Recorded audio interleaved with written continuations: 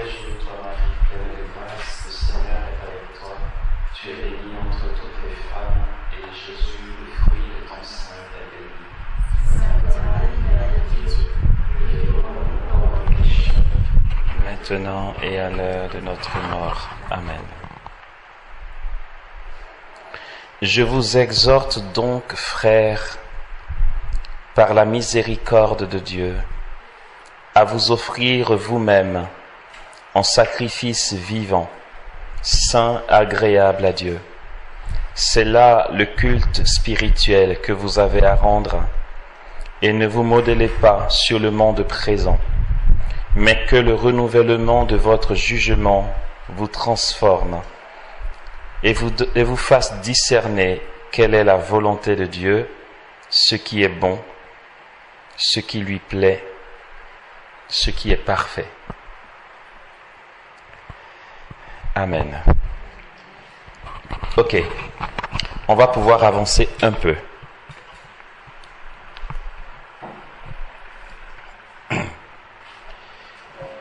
Ce qu'il faut faire de concret à partir de maintenant, c'est la décision de prier.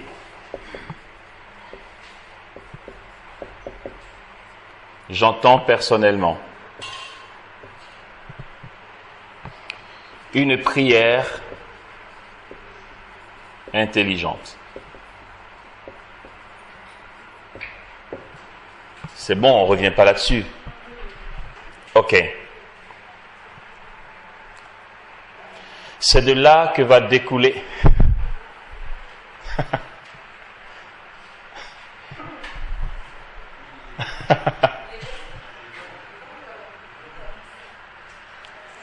Alors, donc c'est de là que va découler quoi? Le feu dont on a parlé jusque-là, qui nous embrase et qui nous donne d'avancer sans nous laisser freiner par les aléas du relationnel, les complexités d'une vie fraternelle.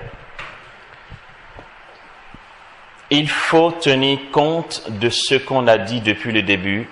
Si nous ne sommes pas embrasés de l'intérieur, notre engagement ne sera pas solide. Une fois qu'on se lance, nous sommes confrontés à un tas de difficultés. On en a fait 4 tout à l'heure avant la pause. Très bien.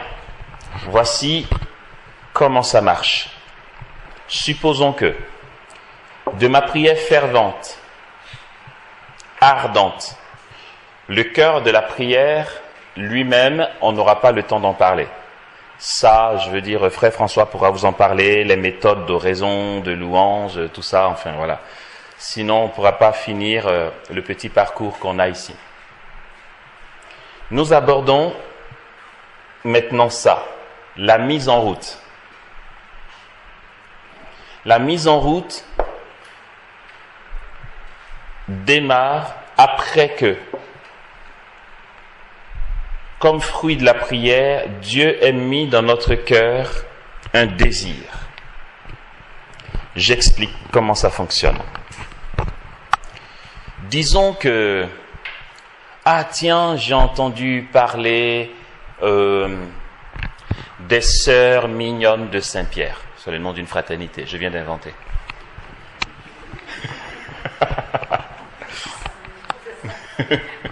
Les sœurs mignonnes de Saint-Pierre. J'ai entendu dire que chez les sœurs mignonnes de Saint-Pierre, elles ont pour appel ou vocation de distribuer la nourriture aux pauvres. Ok?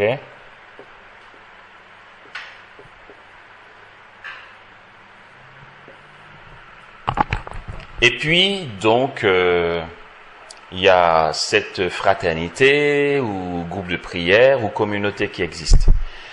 Et puis, il y a la communauté des béatitudes, et puis il y a telle autre fraternité qui ont chacune un but précis, un appel précis dans l'Église.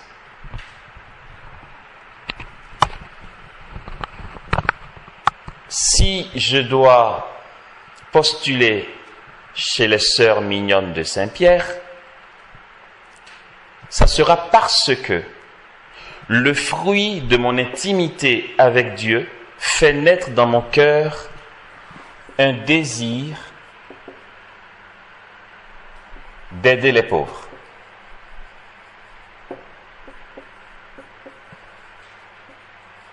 Ok? Comme fruit de ma prière, je sens un fort désir d'aider les pauvres. Je ne sais pas comment incarner ce désir, comment le vivre vraiment. Alors, j'entends parler des sœurs mignonnes de Saint-Pierre qui s'occupent des pauvres, j'y vais. Vous suivez jusque-là? L'appel qui nous donne de nous engager ne vient de nulle part que de Dieu dans notre intimité. Je suis face à Dieu dans mon engagement. Si je postule chez les sœurs mignonnes de Saint-Pierre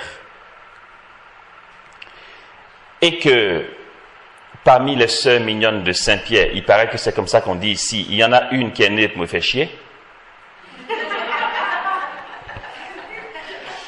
Oh, c'est enregistré, vous me faites dire des bêtises. Hein.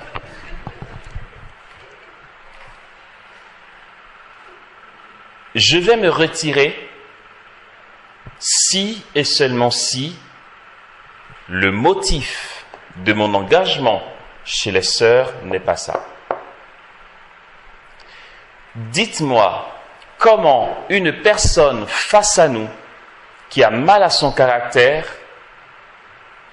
peut avoir le pouvoir de faire disparaître dans mon cœur ce que j'ai vécu dans mon intimité avec Dieu ici. Si ça vient de là, je n'ai pas face à moi les individus, j'ai face à moi Jésus qui m'a appelé à travers un désir qui naît dans mon cœur pour m'occuper des pauvres. Si mon engagement chez les sœurs mignonnes de Saint-Pierre vient d'ici, alors même si leur fraternité doit disparaître, je serai la seule personne qui va faire renaître la chose parce que j'ai un feu dans le cœur. Moi, j'ai mon appel. Vous, je ne sais pas. Si vous voulez arrêter la fraternité, arrêtez. Mais mon feu vient de quelque part. Je suis face à Jésus. Qu'est-ce que je vais lui dire? Maître, je reviens parce qu'en fait, de l'autre côté, il y a quelqu'un qui me casse les pieds. De toute façon, ce n'est même pas possible. Si c'est le fruit de prières régulières et assidues.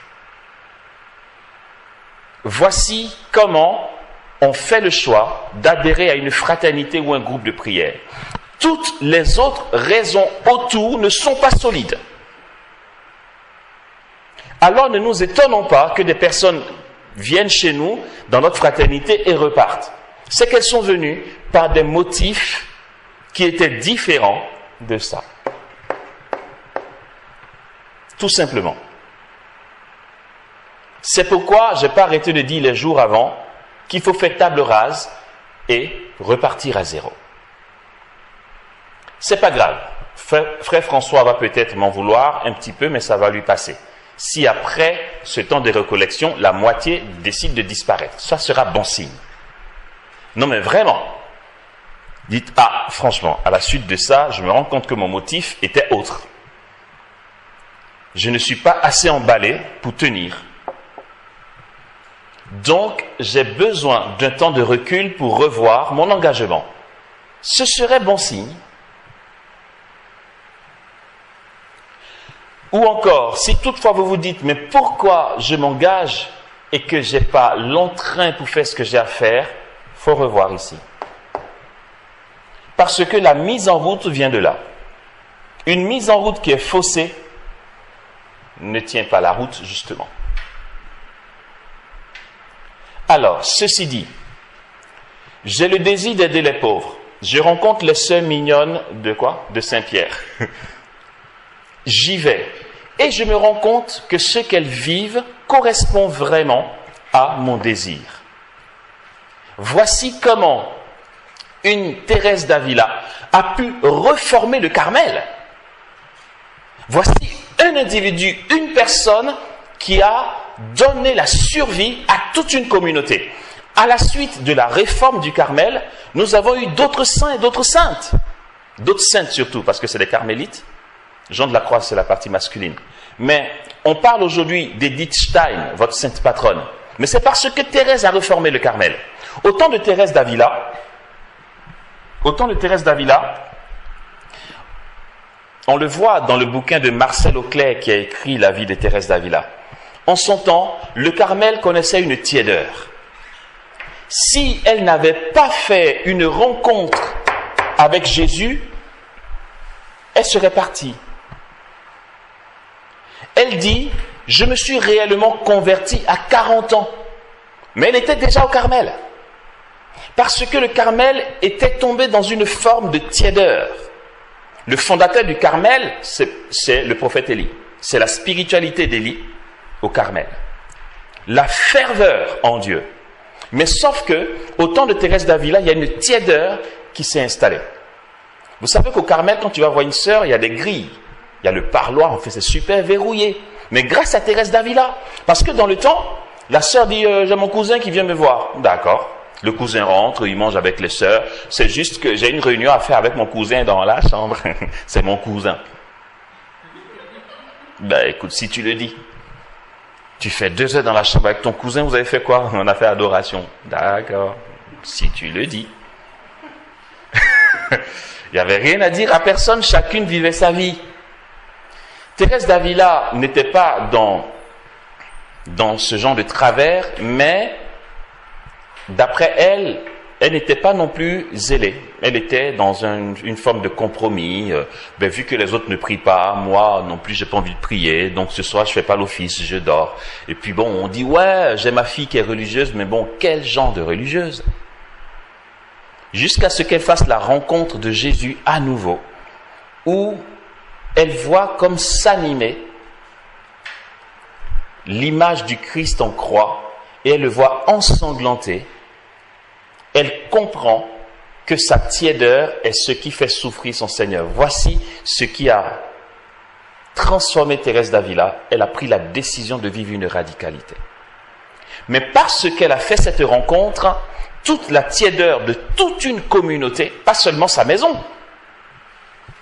Les carmélites un peu partout dans le monde vivaient ce compromis, cette tiédeur.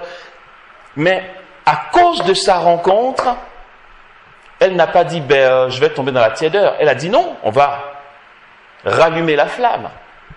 Elle a été bien sûr persécutée, mais elle a tenu parce qu'il y avait quelque chose avec son époux Jésus, une rencontre, une relation très forte avec Jésus qui a fait qu'elle a bravé les épreuves. Bien sûr que ça va donner quoi? Si Tove Léodote commence à relâcher et que toi tu es la fervente, qu'est-ce que ça va donner? C'est très simple à deviner. Les gens vont dire, ouais, voici la sainte qui passe. Voici celle qui veut faire croire qu'elle est mieux que nous. Oui, c'est ce qu'elle a vécu. Mais elle ne s'est pas laissée freiner par ça. Au point qu'elle a demandé aux sœurs, écoutez, celles qui ne veulent pas me suivre, mais partez. Si une sœur reste, alors elle joue le jeu. Elle a construit des carmels. Elle a bâti des monastères de carmélites. Elle était sur le chantier avec les maçons, Thérèse d'Avila. Oui, c'est parti de la construction murale à la réforme au niveau des textes et tout, et de la ferveur. Mais parce qu'il y avait quelque chose, et c'est de ça qu'on parle, frères et sœurs. S'il n'y a pas ça, ce feu en toi, tu vas très vite baisser les bras. Et quand elle a pris en main sa vie de prière et qu'elle a commencé à vivre les états d'ordre mystique, c'était très dur pour elle parce qu'en son temps, il y avait des médiums et des sorcières que les gens brûlaient au bûcher. Quand elle a commencé à avoir des manifestations d'ordre mystique, on la soupçonnait d'être sorcière. Il arrivait que quelqu'un vienne la voir au parloir, il y avait des grilles, donc elle venait voir la personne, et puis là, devant son visiteur, elle commençait à léviter. Et là, elle s'agrippait au fer en disant, non Seigneur, non, non, pas là, pas là, pas là. C'est mais Jésus, qu'est-ce que les gens vont dire? On va me traiter de sorcière. Pourquoi tu restes pas tranquille un peu, toi? Elle en souffrait. Et jusqu'à l'évêque qui, à un moment, a commencé à prêcher contre Thérèse d'Avila, disant que sa doctrine n'est pas orthodoxe et qu'elle enseigne une doctrine fausse et qu'elle a un esprit qui n'est pas l'Esprit Saint. L'anecdote, c'est qu'une fois qu'elle était à la messe, je crois que c'est le curé qui faisait l'homélie, son homélie était de dénoncer Thérèse d'Avila qui elle-même était assise dans l'assemblée. C'est ce jour-là. Elle dit ça lui passait par-dessus la tête. Elle ne se laissait pas atteindre par ses paroles. Pendant que lui, il était en train de la dénigrer, elle avait un petit papier et un stylo et elle écrivait dessus « Que rien ne te trouble, que rien ne t'effraie ». C'est comme ça que ce poème a jailli. La patience obtient tout. Qui est en Dieu, rien ne lui manque, Dieu seul suffit. Elle a été vraiment combattue. Elle est aujourd'hui la Sainte Thérèse d'Avila qui a réformé le Carmel. Parce qu'il y avait un truc qui la tenait. Ok, on va énumérer la suite et on verra plus tard, mercredi donc. Regardez comment ça fonctionne toujours. Prenons un appel. Là, je dis donner la nourriture aux pauvres. Allez, on part là-dessus.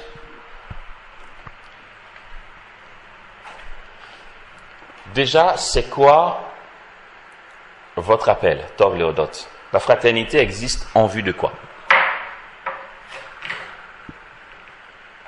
Parce que moi, je ne sais pas, en fait. Vous ne savez pas? C'est quoi?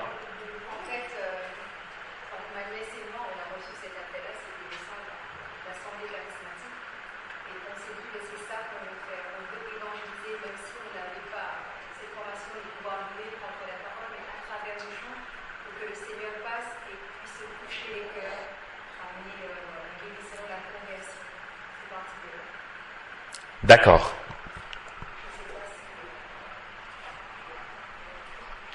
Oui, c'est bon. Je voulais juste avoir une idée.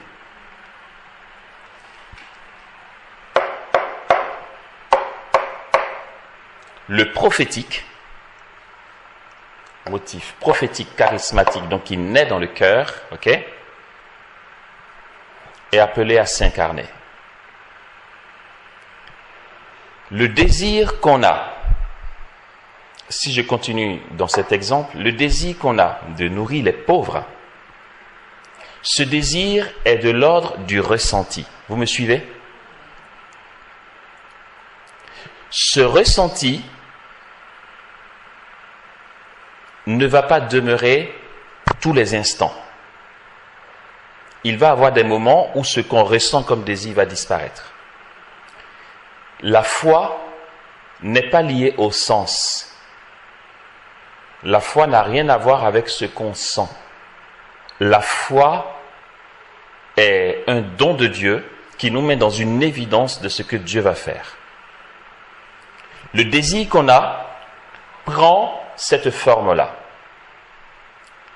Parce que dans le ressenti, il y a aussi les moments difficiles. Si on s'appuie sur le ressenti seulement, on va dire que le désir a disparu. Mais on tient parce que le désir en nous prend la forme d'un acte de foi. Je sais que mon accomplissement, mon épanouissement se trouve dans ça.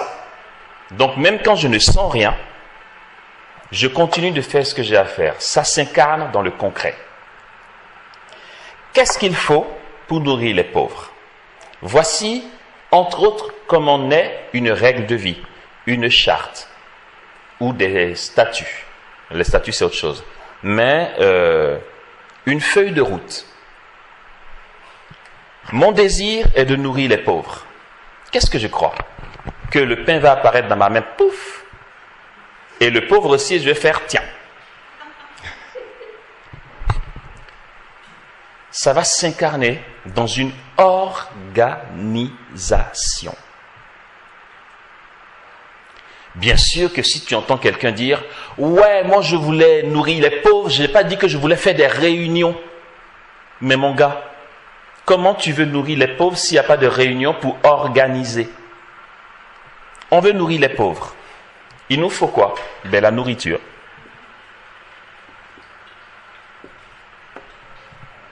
La nourriture. Comment on a la nourriture? Soit on fait un potager,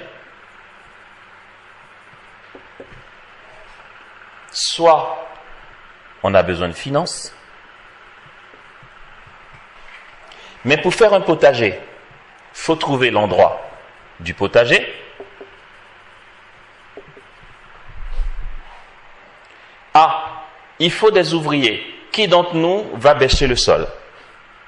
Travailler. Mais pour organiser tout ça, il faut des réunions.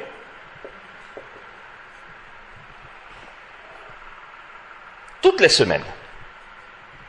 Une fois par semaine.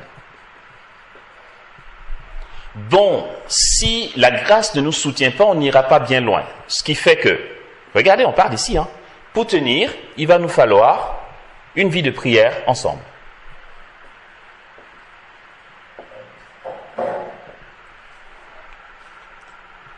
Pitié, je veux nourrir les pauvres. Arrêtez. Mais c'est ça, l'incarnation de ça. Du coup, tu viens, j'ai prié, Dieu m'a montré 2 anges avec des ailes. Il m'a dit, Amos, tu seras mon disciple.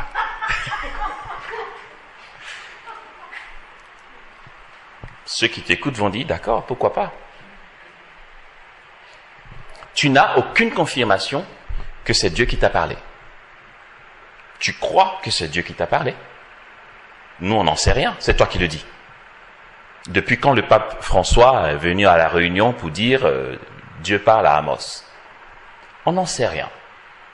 Toute prophétie s'incarne. Qu'est-ce que vous croyez que l'évêque y fait? Quand le séminariste ou encore le candidat vient devant lui et lui dit, Monseigneur, je veux être prêtre. Vous pensez que l'évêque lui dit, ferme les yeux, prions l'Esprit Saint, voyons si c'est prophétique. Est-ce que vraiment l'Esprit t'a parlé? Ou est-ce que ça vient de désirs complètement tordus? Non.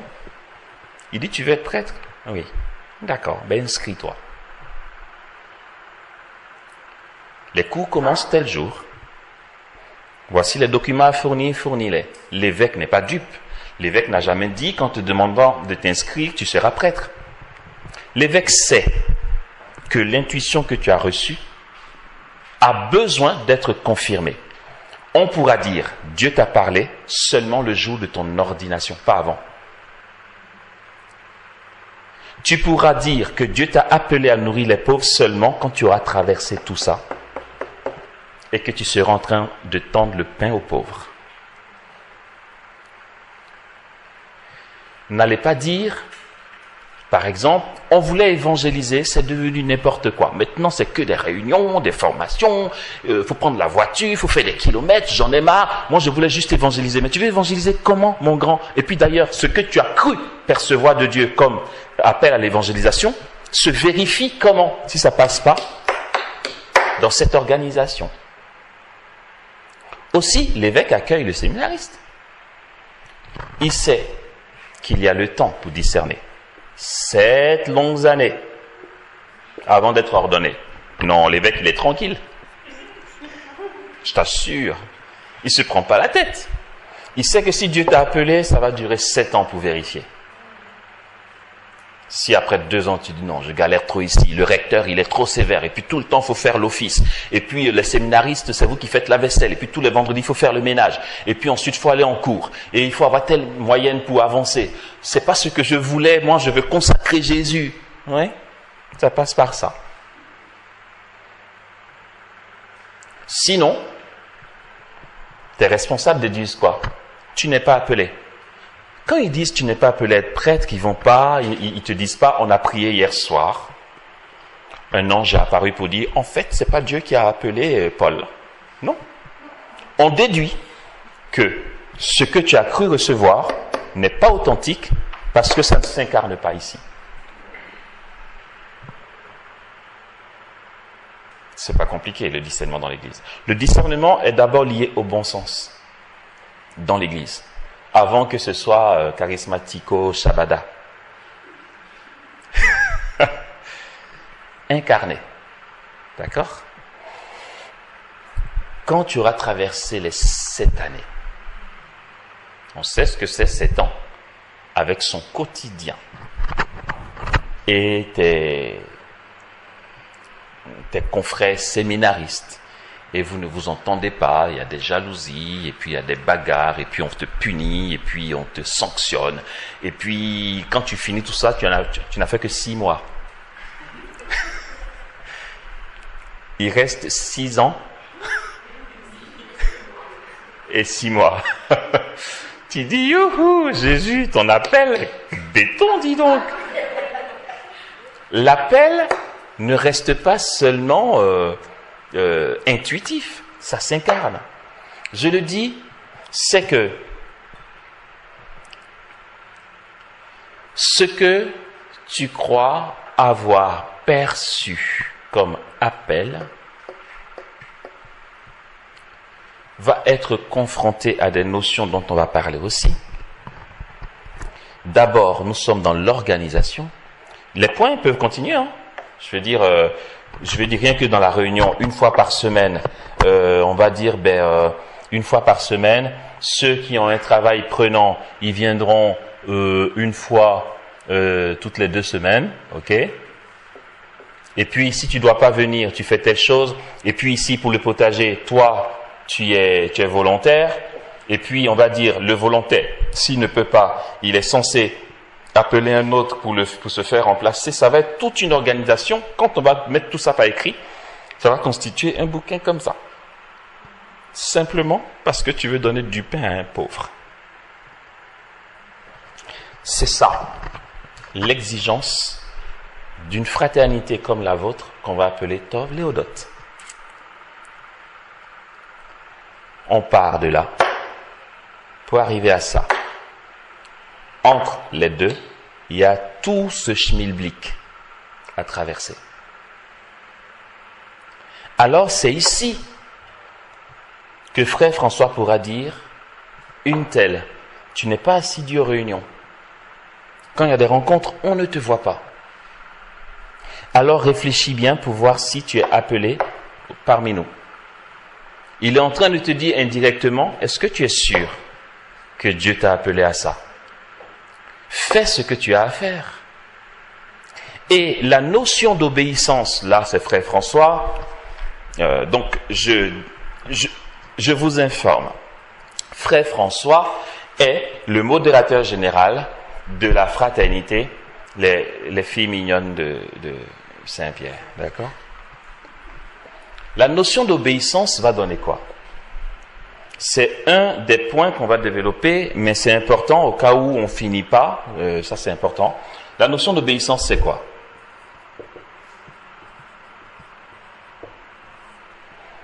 Dans l'obéissance, nous avons une obéissance aveugle qui n'est pas bonne. Nous avons l'obéissance intelligente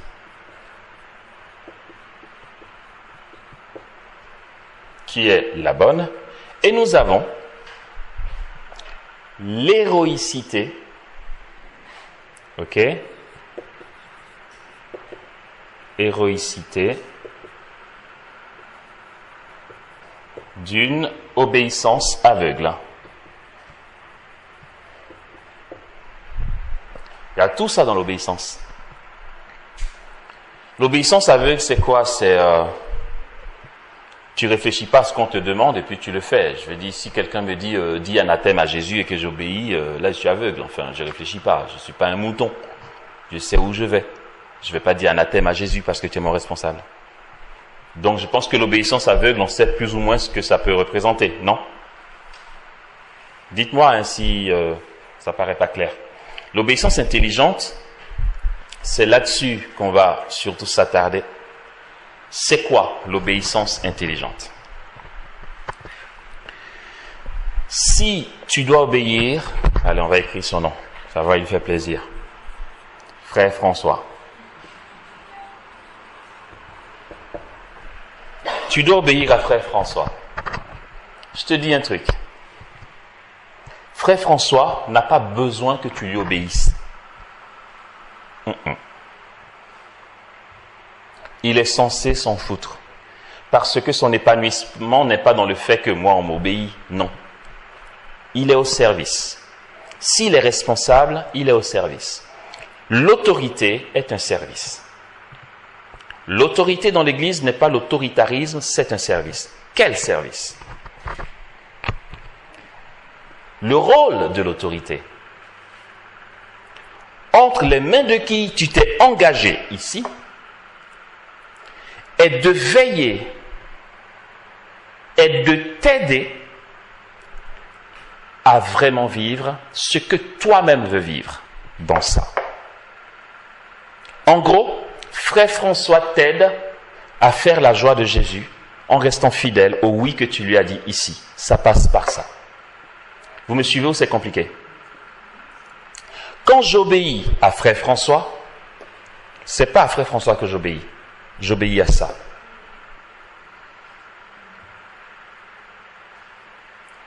Il est garant de ton appel. Il te dit, Anne, faut que tu sois à la réunion. Ne dis pas, il est sévère. Non, il est au service. Il est ton serviteur. Pourquoi il faut que tu sois à la réunion? Il est en train de dire, Anne, rappelle-toi que tu as dit oui à Jésus. Pour ne pas être malheureuse demain de n'avoir pas fait ce que tu as dit à Jésus, sois à la réunion. Alors je dis, ok. Quand tu dis ok à Frère François, c'est pas pour aller dire, ouais, on est dominé, ils veulent qu'on leur... C'est ton serviteur. L'autorité est un service. Le pape se fait appeler serviteur des serviteurs de Dieu. Cette obéissance est obéissance à ça. Comme l'Église a conscience que nous avons des hauts et des bas, et que parfois ça peut disparaître de notre conscience, on oublie qu'on a dit oui à Jésus, il y a quelqu'un qui te le rappelle. Frère François, sois à la réunion, va au potager, donne ta cotisation. Ok? Et tout ça, c'est coûteux. Voilà ce qu'on appelle l'incarnation de la vision première. Ça passe par des brisements, par j'ai pas envie, mais il faut que j'y aille.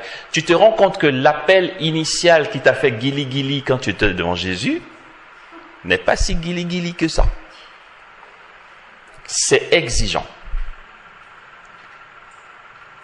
C'est pourquoi l'obéissance, en réalité, est une obéissance à la règle qu'on a soi-même choisie. Juste avec un intermédiaire qui te le rappelle, le responsable légitime. C'est pourquoi celui qui te sert, je vais parler en termes de serviteur, non pas en termes d'autorité, parce que le mot autorité peut nous bloquer. Celui qui te sert dans l'exercice de ses fonctions. C'est important et je vais l'expliquer. Quand vous êtes en réunion, Frère François, faut que j'arrête? D'accord. Ok. Quand vous êtes en réunion ici, vous obéissez à... Tu vois, j'ai écrit ton nom. Tu es une star. Ben ouais. Vous obéissez à Frère François dans ce qu'il vous dit parce que son rôle, on l'a déjà dit, est de vous donner de vivre ça. D'accord? Il te sert dans l'exercice de ses fonctions. Tu peux aller te plaindre à l'évêque, à Monseigneur Albert, c'est ça? Gilbert. Tu peux aller te plaindre à Monseigneur Gilbert si, en dehors d'ici, un lundi matin, Frère François prend son téléphone, il dit écoute Aurélia, c'est ça? Aurélia, je vais te voir ici tout de suite. J'ai faim, va m'acheter un McDo et dépêche-toi. Si Aurélia dit, mon responsable dit d'aller acheter un truc, là tu peux appeler Monseigneur Gilbert et dire non, il fait de l'autoritarisme. Parce qu'il n'est pas dans l'exercice de ses fonctions.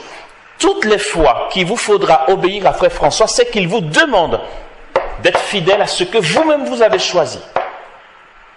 Alors quand vous dites, je m'engage à Tov Léodote à faire ça, ci, ça, oui, vous le dites en présence de Frère François. Et c'est son rôle de dire, écoutez, il a le droit de taper du poing sur la table pour dire, j'en ai marre, parce que vous ne venez pas là où vous avez vous-même choisi d'être. Tant qu'il ne s'agit pas de McDonald's, oui, il a le droit. Oh mince.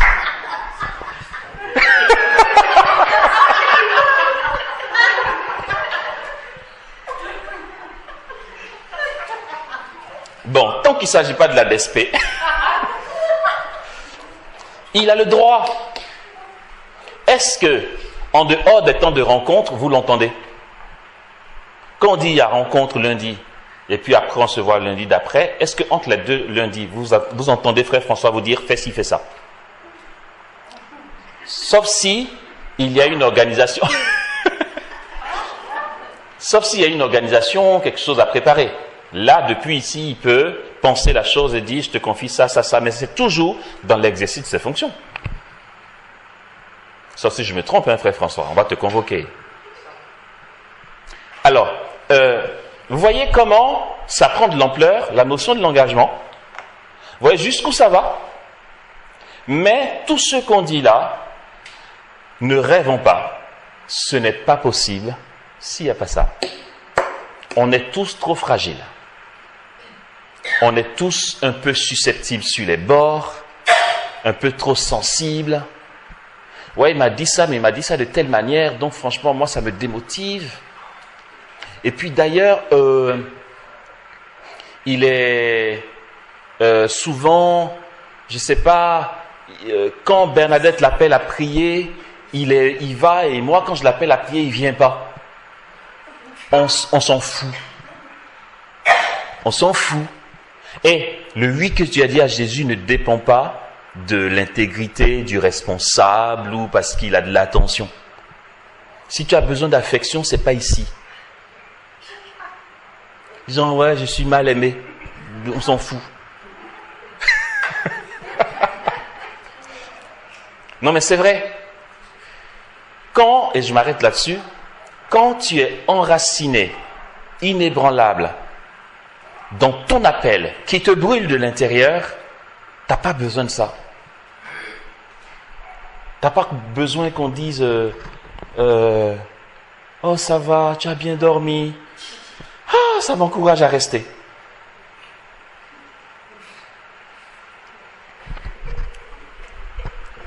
J'ai un responsable un jour qui m'a fait un reproche. Et il avait raison. J'étais en communauté. Il a été assez violent. Il a senti que ça m'a cassé. Mais je ne suis pas face à lui en fait. Quand j'ai une souffrance, je me mets face à Jésus. J'accepte et je donne à Jésus. En fait, je n'irai pas te voir pour dire tu m'as agressé, je t'en veux. Non, parce que je ne te vois même pas. Je me mets face à Jésus. Mais lui, il a dû se dire, le pauvre, j'ai été un peu dur avec lui. Donc il veut rattraper le coup. Mais moi, j'en ai pas besoin, pardon. Humainement parlant, ça flatte. Mais je sais que mon appel ne repose pas sur des flatteries. Il y avait des jeunes qui étaient venus de l'extérieur, on était à table, et puis d'un coup il dit, moi, franchement, de tous les prédicateurs que j'ai entendus, le meilleur prédicateur que je connaisse, c'est Frère Amos. Déjà lui, les jeunes le voient comme quelqu'un de super. Que lui dise ça, c'est que Frère Amos est valorisé. Je lui ai dit, merci. Mais tu sais, je m'en fous. Il a dit, ah. J'ai dit, non, c'est sympa. Mais tu aurais pu ne pas le dire, j'ai pas besoin de ça. Je m'en fous. Quoi? J'ai dit, oh, il m'a engueulé, mais après, il a rattrapé le coup. Je m'en fous. Je suis face à Jésus, là. C'est bon. Si quelqu'un me console, c'est Jésus. D'accord?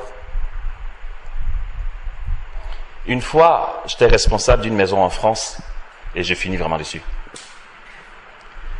Et puis, il y a une sœur de la maison, une ancienne, hein, je veux dire, elle est rentrée à la communauté au moins 15 ans avant moi, d'accord? Donc vous voyez, c'est une ancienne. Mais sauf que j'étais son responsable. Au monastère de la Visitation. Un jour, il s'est passé un truc et elle n'a pas voulu venir à la messe avec nous. On n'avait pas de prêtre, on devait aller à la paroisse. Elle a dit, d'ailleurs, allez-y sans moi et tout. Comme on était en retard, on ne pouvait pas chipoter, on a été à la messe. Au retour de la messe, je l'ai appelé, je lui ai dit, je ne comprends pas. On part à la messe. Pourquoi tu décides de ne pas aller à la messe? Tu sais, en général, ce genre de choses, on voit avec le responsable. On ne décide pas de faire ce qu'on veut. Vous savez ce qu'elle me répond? Elle dit, j'ai décidé de ne pas t'obéir. J'ai dit, ah d'accord. J'ai dit, bon, il n'y a pas de problème, très bien. Ben, franchement, je ne suis pas vexé. Je m'en fous, enfin. Ça ne me flatte pas qu'on m'obéisse. Je suis au service. Donc, c'est pas comme si c'est un titre de gloire quand tu m'obéis. Je lui ai dit, d'accord, mais on fait comment? Elle dit, ça veut dire quoi? J'ai dit, non, on fait comment? Elle dit, je comprends pas. J'ai dit, non, tu viens de décider que tu ne m'obéis pas. Il n'y a pas de problème. Je t'en voudrais pas, c'est ton droit, tu es adulte, il n'y a pas de problème. Mais on fait comment? Elle me regarde. J'ai dit, non, le truc, c'est quoi? C'est que on est dans une maison. Dans cette maison, il y a un responsable. Tu sais ce que c'est le sens de la responsabilité? Quand le modérateur général m'a dit, Amos, tu es responsable de la maison, de la Fortelle, j'ai dit le nom, c'est enregistré, c'est pas grave. Responsable de la maison, et que j'ai dit oui, le sens de la responsabilité, c'est que j'ai appris à répondre de mes actes. Donc, alors, imaginons le tableau. Tu es dans la maison où je suis responsable. Tu décides de ne pas m'obéir. Nous, on va à droite, toi, tu décides d'aller à gauche. Si quelque chose se passe, je dis quoi au modérateur général? Ah ouais, c'est pas moi, elle voulait pas m'obéir. Non, lui, il s'en fout. C'est toi le responsable. Donc, je lui ai dit, j'accepte que tu ne veuilles pas m'obéir. Il n'y a pas de problème.